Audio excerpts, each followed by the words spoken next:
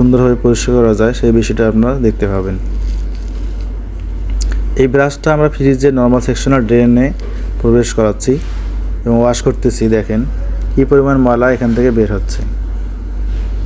এই ময়লা বের করার পর ওখানে যে অবশিষ্ট ময়লাটা থেকে গেল সেটি আমরা এই সিরিজ এবং পাইপের সাহায্যে বের করে নিয়ে আসবো আর কি।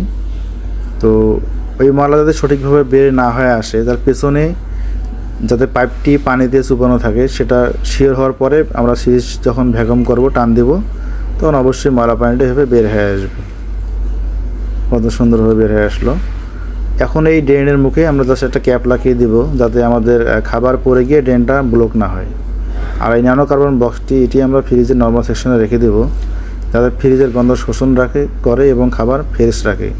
আর এই চামচ দিয়ে জাস্ট আমরা বরফগুলো ক্লিন করে নেব ডিপ সেকশনে। এই 6 পিসের কম্বো সেটটি পেয়ে যাবেন অনলি 650 টাকা সারা দেশে ক্যাশ অন ডেলিভারিতে।